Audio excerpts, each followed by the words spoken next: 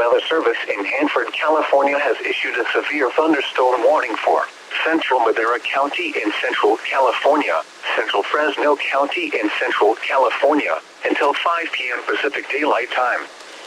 At 4:24 p.m. Pacific Daylight Time, a severe thunderstorm was located 9 miles southeast of Yosemite Lakes, or 18 miles north of Clovis, moving northeast at 15 miles per hour.